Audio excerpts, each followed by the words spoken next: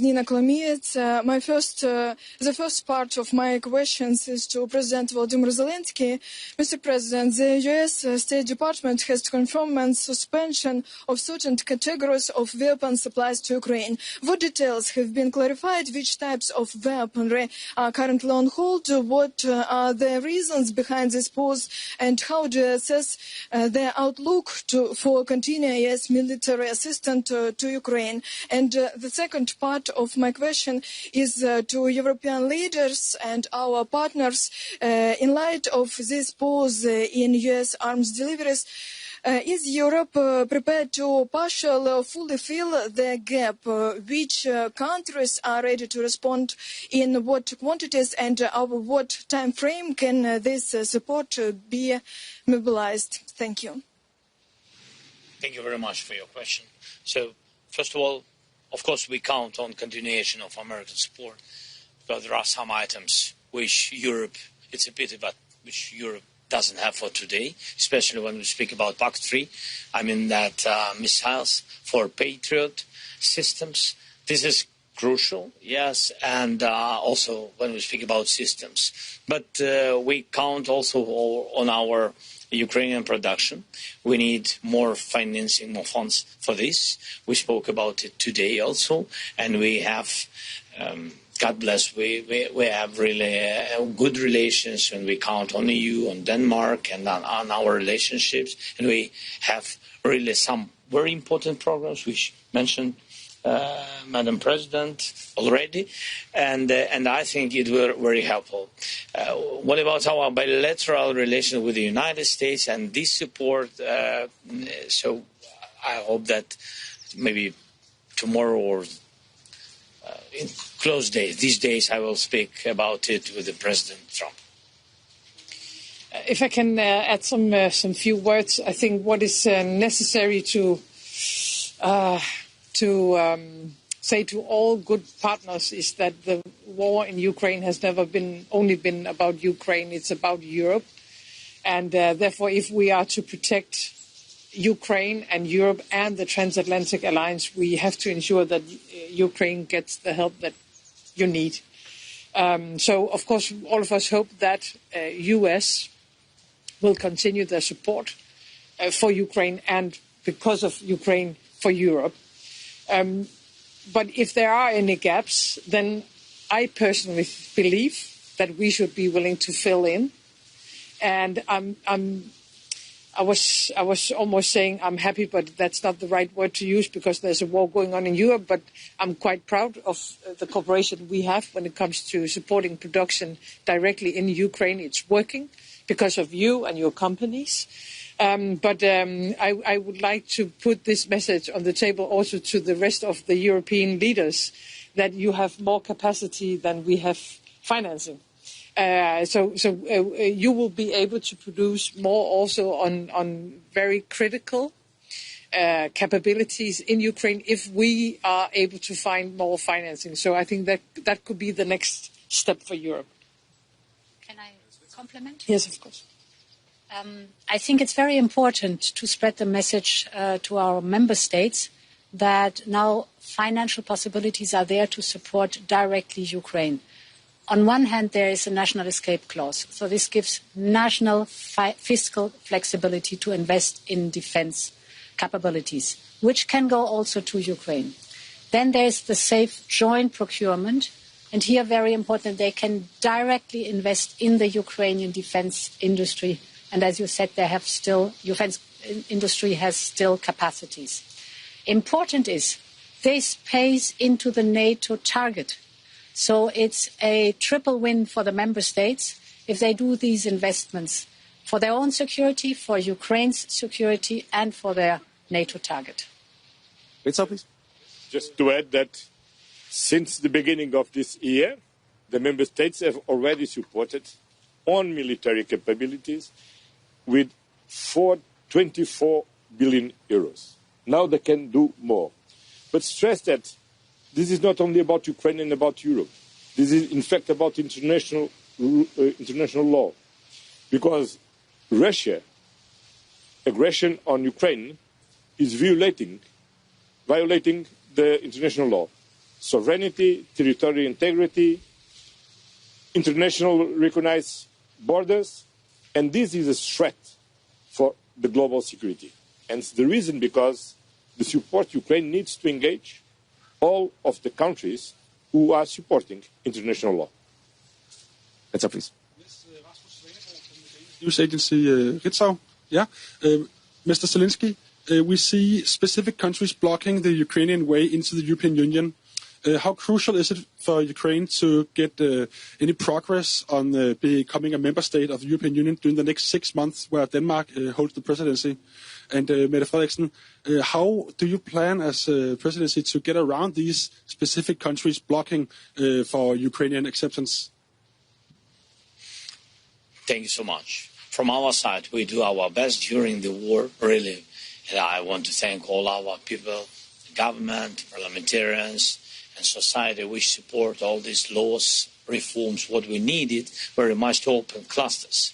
Yes, and during the war it's very difficult, really tough situation, you understand, because of security. Even sometimes, we spoke about it, sometimes it's just difficult to be together in one building, all the government and parliamentarians, because of the attacks. I mean, and they have to provide reforms anyway. And we are on this way.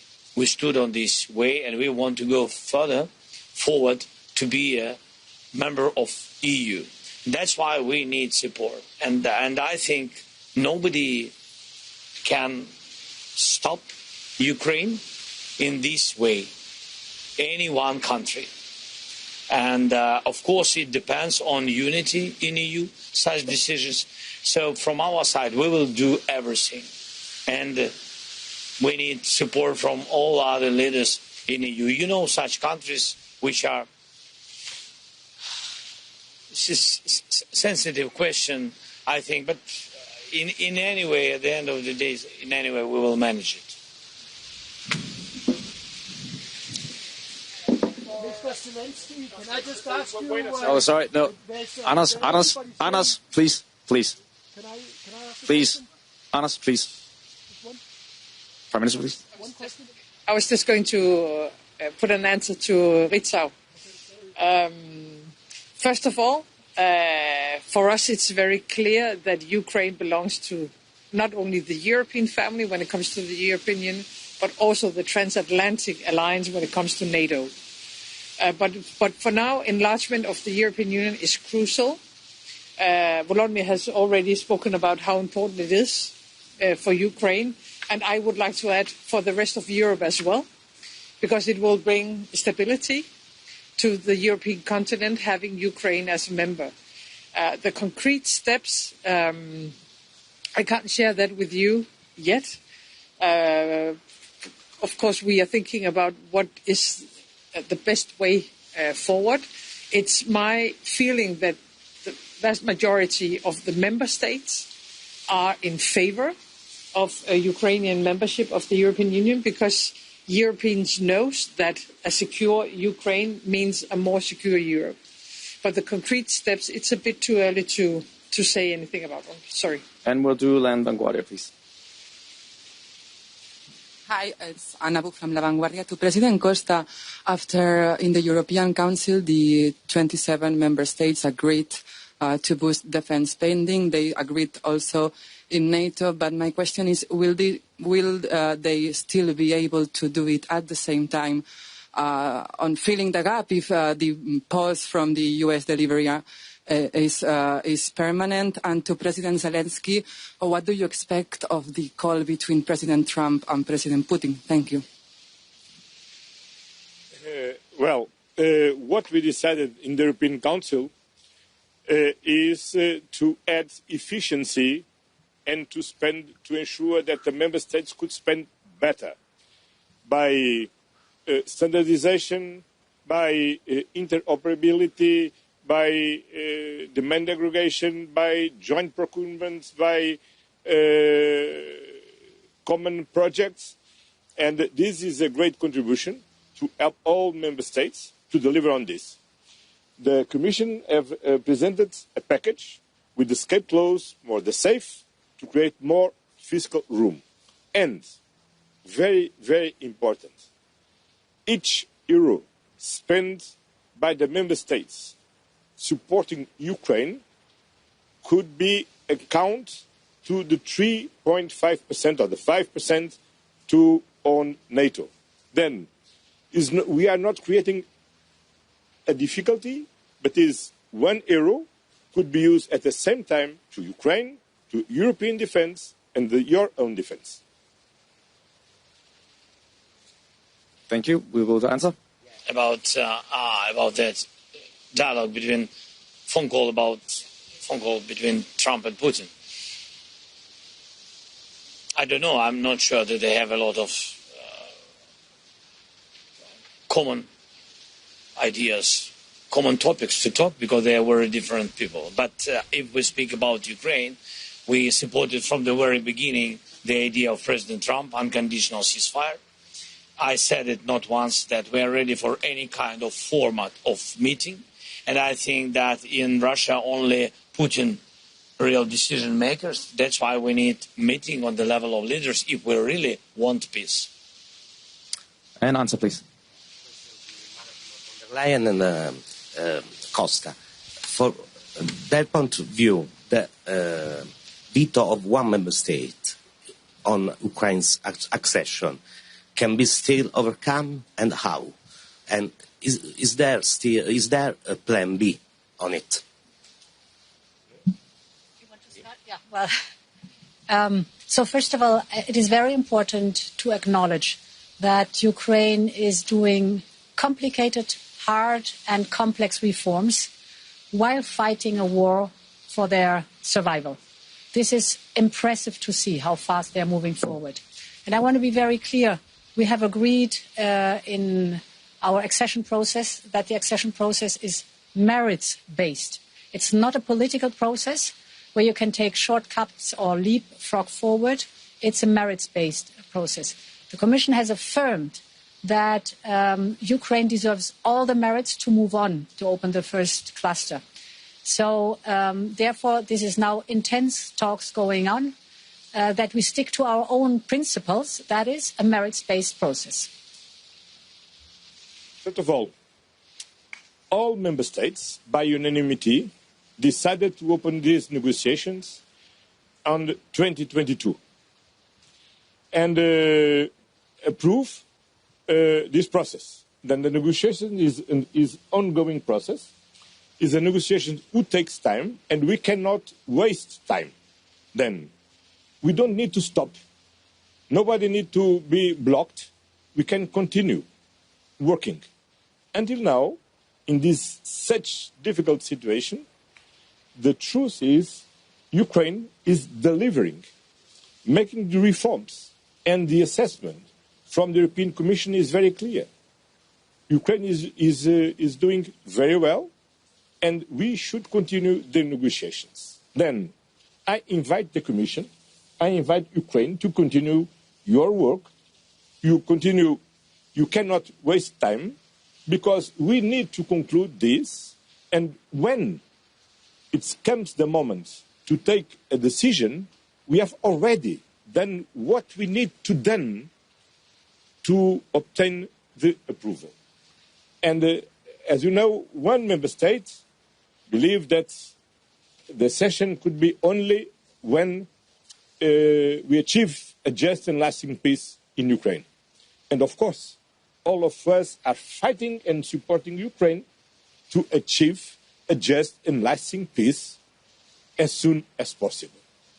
And in the meantime, we need to do what in any case we need to do, is to negotiate, to deliver the reforms, to evaluate the reforms, to have and this is what we are doing. That we don't need to stop. We don't need to say that we are blocked. No, we are working, and the working is going on. I think, Antonio, if I may say, invitation accepted. Thank you very much. Thank you, everybody. That will conclude the press conference. Thank you. Can I ask you one question? Everybody wants peace in Ukraine. How can the Danish presidency help you in this? To strengthen us, as you did before. Thank you. Thank them.